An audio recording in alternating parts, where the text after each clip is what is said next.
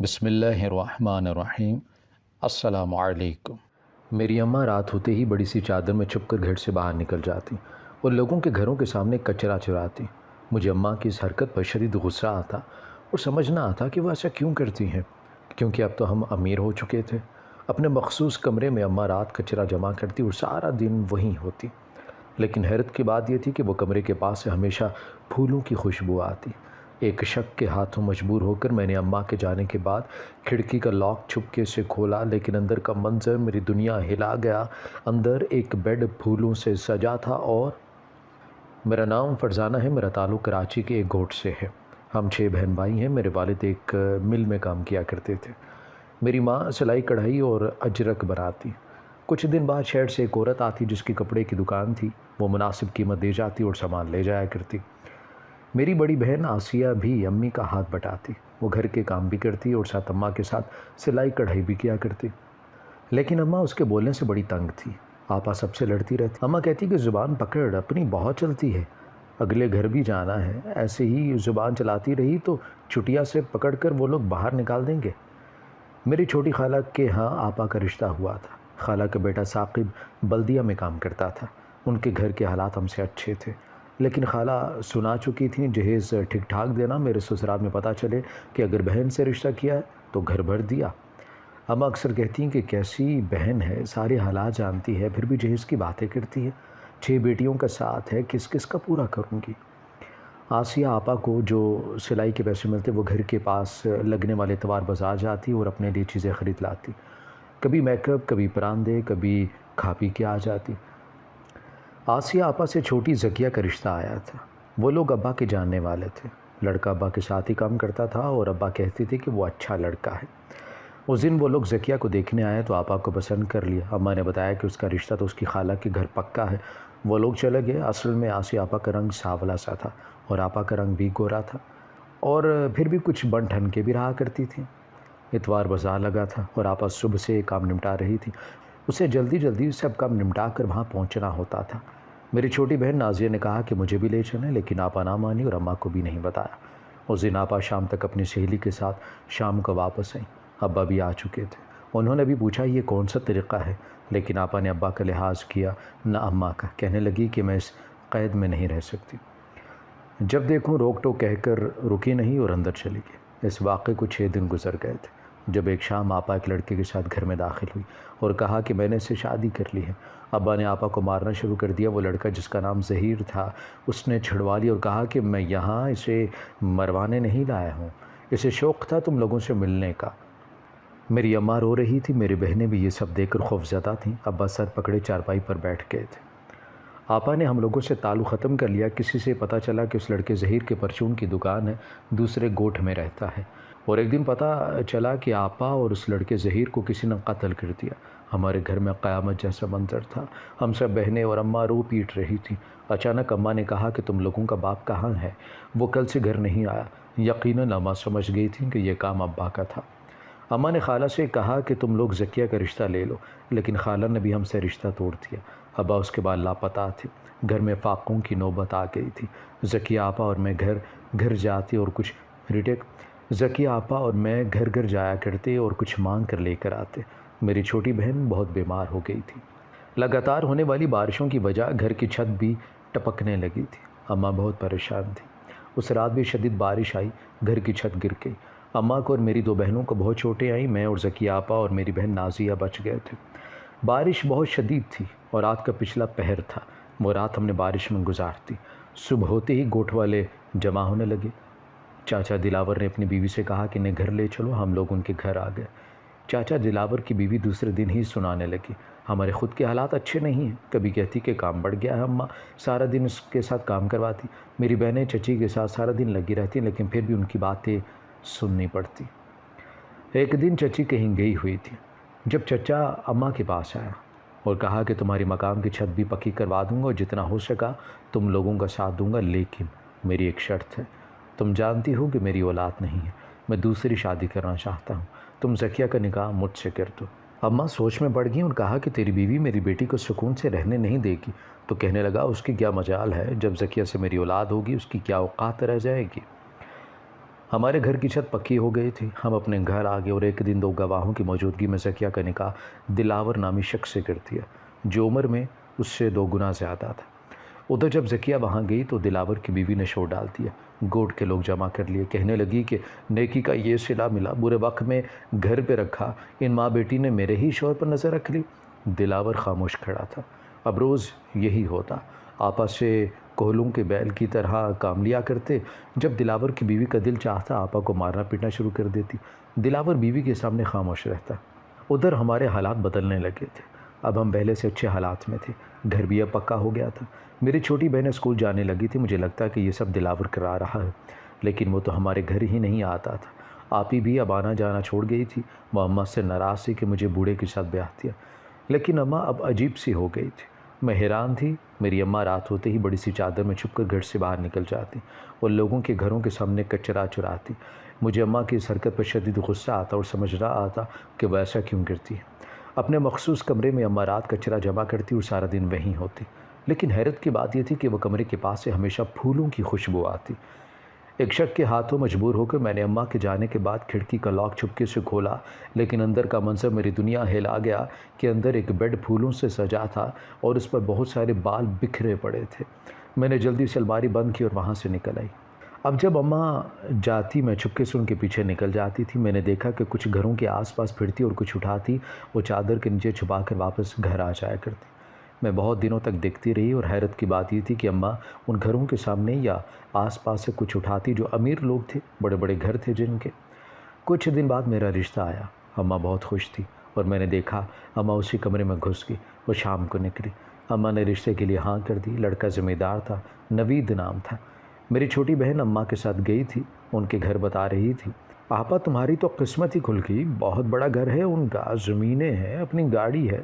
میں حیران تھی کہ اتنے امیر لوگوں نے ہم سے رشتہ کیسے جوڑ لیا۔ میں بیاہ کر نوید کے گھر آ گئی جو اسی گوٹھ میں تھا۔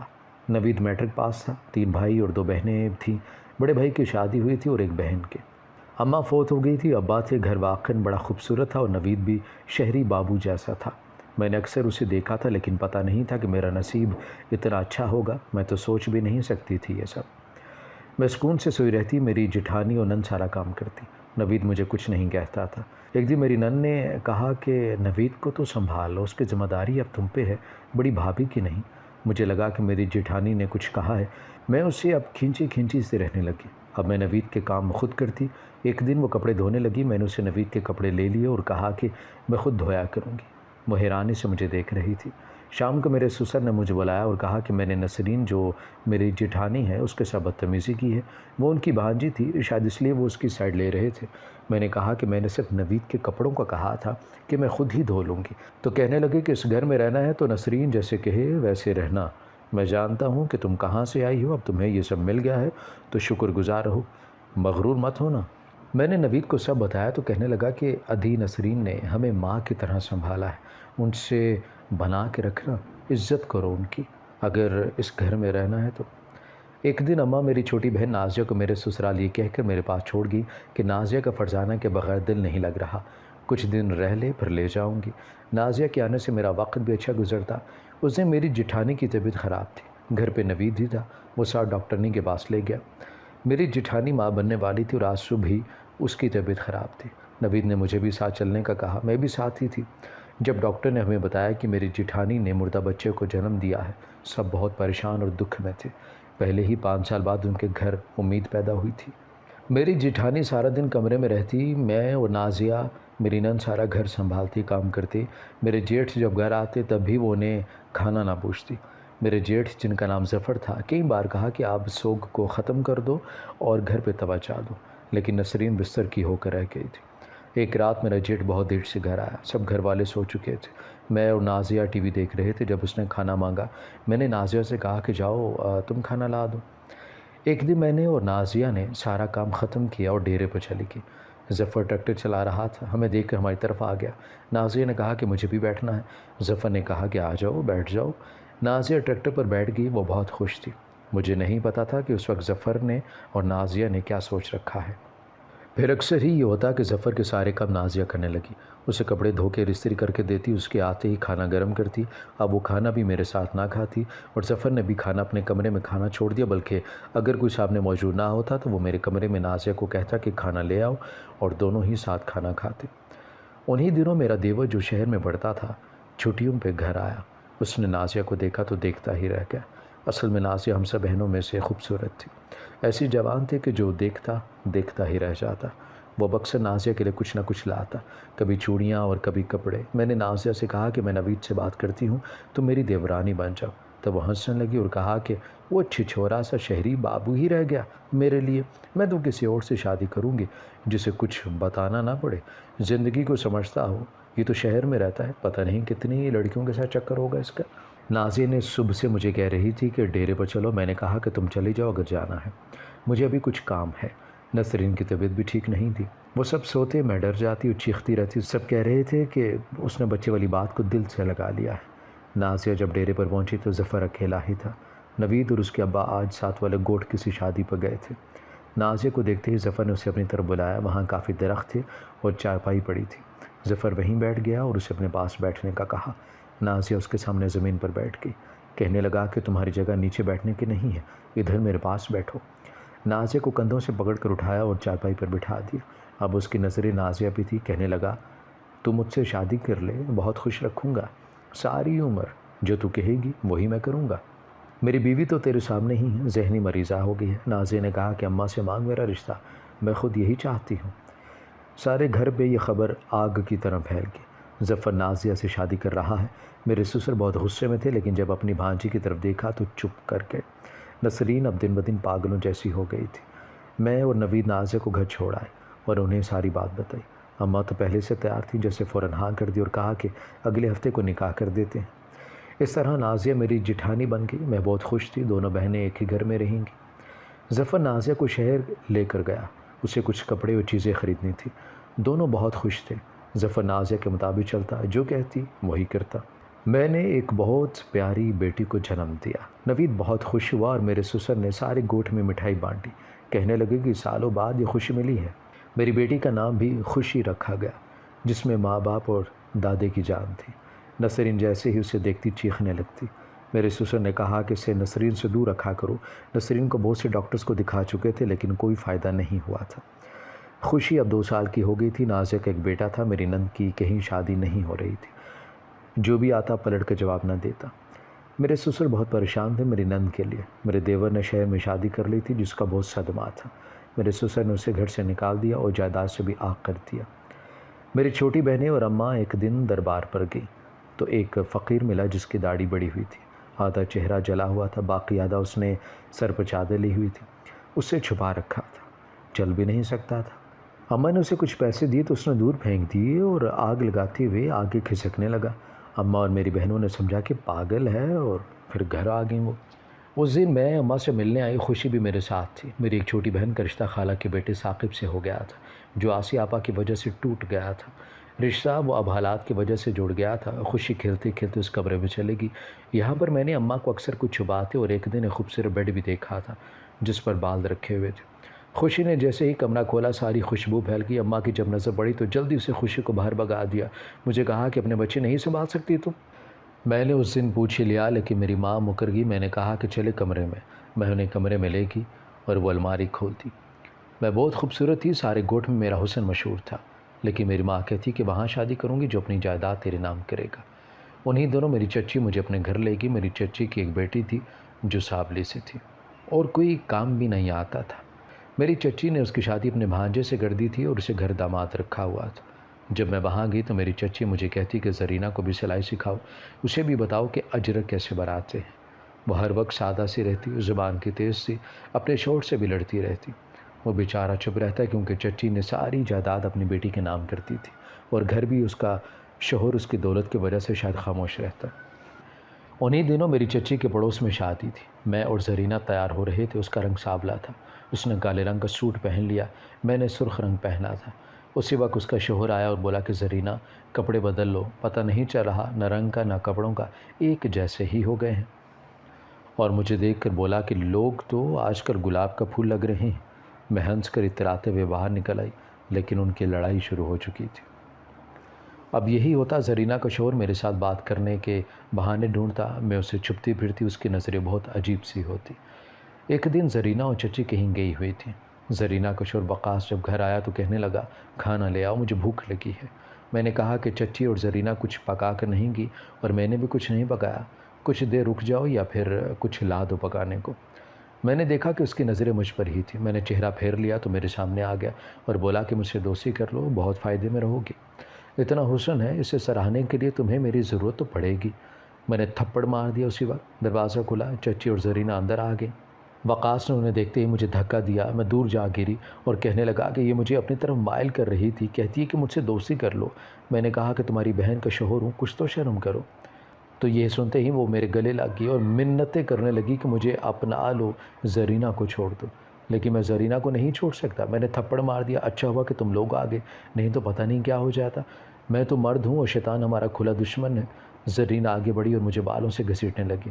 میرے لمبے خوبصورت بال تھے، اس نے کاٹ دیے اور مجھے کمرے میں بند کر دیا اور اپنی ماں سے کہا کہ اسے اندر ہی رہنے دو، اگر باہر نکالا تو میرا مرا ہوا منہ دیکھو گی۔ باہر سے تالا لگا دیا گیا۔ 2 دن بعد دروازہ کھلا، لیکن میں حیران تھی۔ دروازہ وقاص نے کھولا اور میرے سامنے بیٹھ کر میرا چہرہ اوپر کیا اور کہنے لگا کہ اکڑ نکل گئی ساری یا باقی ہے؟ ابھی بھی کہتا ہوں کہ مجھ سے دوستی کر لو، یہاں سے نکل جاؤ، اپنے گھر چلی جانا، لیکن اگر میری بات نہ مانی تو یہیں رہو۔ میں نے اسے دھکا دیا اور باہر کی جانب دوڑ لگا دی، لیکن اس نے میرا دوپٹہ پکڑ کے اپنی طرف کھینچا کہ میں پیچھے کی جانب کھینچتی چلے گی اور کہنے لگا کہ سوچ لو، کل تک کا وقت ہے تمہارے پاس، نہیں تو یہی مر جاؤ گی۔ زرینہ کھانا ایسے پھینکتی جیسے کتوں کے آگے پھینکتے۔ میں نے اسے بتانے کی کوشش کی، لیکن اس نے میری بات نہ سنی۔ مجھے 5 دن بند رکھا، میری طبیعت خراب ہو گئی تھی، مجھے لگتا تھا کہ میں یہیں مر جاؤں گی۔ میں سوچ رہی تھی کہ رات کو دروازہ کھلنے کی آواز ہوئی، میں دروازے کے پیچھے چھپ گئی۔ میرے ہاتھ میں ایک ڈنڈا تھا جو اسی کمرے سے مجھے ملا تھا۔ میں نے دروازہ کھولنے والے کے سر میں دے مارا۔ میں بار بار وار کر رہی تھی، وہ وقاص ہی تھا جو اب فرش پر درد سے کرا رہا تھا اور اس کے سر سے نکلنے والا خون سارے فرش پر پھیل چکا تھا۔ رات کا وقت تھا اور میں بری طرح بخار میں تپ رہی تھی اور اندھا دھند کھیتوں میں بھاگ رہی تھی۔ میرا رخ اپنے گھوٹ کی طرف تھا۔ اندھیرے میں مجھے کچھ سمجھ نہیں آ رہی تھی۔ میرا پیر جھاڑیوں سے الجھ گیا، میں بری طرح گری۔ میرا سر پتہ نہیں کس چیز میں لگا کہ میرے سر سے خون بہنے لگا۔ میرا چہرہ بھی نیچے گرنے اور کسی چیز سے ٹکرانے سے خون آلود ہو چکا تھا۔ تبھی دور سے کسی کی باتوں کی آواز آئی، کوئی اسی طرف آ رہا تھا۔ میں پیچھے کی طرف کھسکی اور جھاڑیوں کے پیچھے چھپ گئی۔ باتوں کی آواز اب دور ہوتی جا رہی تھی۔ وہ رات میں نے جھاڑیوں کے پیچھے گزاری۔ دور کہیں فجر کی اذان سنی۔ میں نے پھر سے چلنا شروع کیا، لیکن مجھ سے نہیں چلا جا رہا تھا۔ بڑی مشکل سے میں نے سفر کیا اور گھر پہنچی، لیکن مجھ سے پہلے ہی میرے گھر پہنچ کے چچی اور زرینہ نے ابا ماں سے کہہ دیا کہ میں وقاص کے ساتھ بھاگنے والی تھی، مجھے بدچلن کہا۔ میری ماں کہتی رہی کہ میری بیٹی ایسی نہیں ہے، لیکن ابا نے مجھے دھکے مار کے گھر سے باہر نکال دیا۔ میں اپنی سہیلی کے گھر آ گئی، اسے ساری بات بتائی۔ اس نے مجھے سمجھایا کہ جن لوگوں نے تمہیں برباد کیا تم انہیں برباد کر دو، اور پھر میں نے زرینہ کے شوہر کو پیغام بھجوایا، میں ملنا چاہتی ہوں۔ وہ تو پہلے ہی میرے پیچھے تھا، فوراً راضی ہو گیا۔ میں نے اسے کہا کہ اگر وہ مجھ سے شادی کرنا چاہتا ہے تو زرینہ کو طلاق دے۔ اس وقت زرینہ کی ایک بیٹی تھی، وقاص نے اسے طلاق دے دی، مجھ سے شادی کر لی۔ بعد میں مجھے پتہ چلا کہ میری چچی اور زرینہ شروع سے مجھ سے نفرت کرتی تھی، مجھے ذلیل کروانے کا منصوبہ تھا، اسی لیے مجھے اپنے گھر لے گئی تھیں اور وقاص بھی ان کے ساتھ ملا ہوا تھا۔ وقاص سے میری 6 بیٹیاں ہوئیں، مجھے نفرت تھی اس شخص سے۔ پھر ایک دن بڑی بیٹی نے بھاگ کے شادی کر لی اور وقاص نے بیٹی اور داماد کو قتل کر دیا اور خود فرار ہو گیا۔ پھر ایک دن وہ ہمیں ایک درگاہ پر پاگلوں کی حالت میں بھیک مانگتے ملا۔ مجھے پتہ چلا کہ نسرین زرینہ کی بیٹی تھی۔ میں اس کے گھر، اس کے پاس رات کو پھرتی اور بال جمع کرتی۔ پھر میں نے اس پہ جادو کرنا شروع کر دیا اور چلے کاٹے، اس کا گھر برباد ہو اور تم لوگوں کے رشتے اس گھر میں ہو جائیں۔ تبھی اماں کا رنگ سیاہ ہونے لگا اور دیکھتے ہی دیکھتے فرش پر گر گئی۔ وہ لمبے لمبے سانس لینے لگی اور پھر انہیں اچانک ہچکی آئی اور انہوں نے میرے سامنے جان دے دی۔ میں اور میری بہنیں رو رہی تھی، ہم پہ قیامت ٹوٹ پڑی تھی۔ آج 5 سال ہو گئے ہیں۔ نسرین اماں کے مرتے ہی ٹھیک ہو گئی تھی۔ اس سے 2 بیٹے ہیں، نازیہ کو ظفر اب پہلے جیسے ہی توجہ دیتا ہے۔ میری چھوٹی بہنوں کی ہم نے شادی کر دی، سب کچھ اب ٹھیک ہے، لیکن اب بھی جب سب یاد آتا ہے تو کئی راتیں مجھے نیند نہیں آتی۔ کس کا قصور تھا یہ جو سب ہوا؟ زرینہ کے حسد کا، میری ماں کے حسن کا، میری ماں کے بدلہ لینے کا، یا پھر میرے باپ کا یا نسرین کا۔ ہماری ویڈیو اگر آپ کو پسند آئی ہے تو ضرور لائک کیجیے، اپنی رائے دینا چاہیں تو کمنٹس کیجیے، اچھی لگے تو شیئر کیجیے۔ اس کے ساتھ ساتھ اگر آپ نے ہمارا چینل سبسکرائب نہیں کیا تو ضرور کیجیے اور بیل آئیکن پر لازمی کلک کیجیے تاکہ ہماری ہر آنے والی ویڈیو آپ تک بر وقت پہنچ سکے۔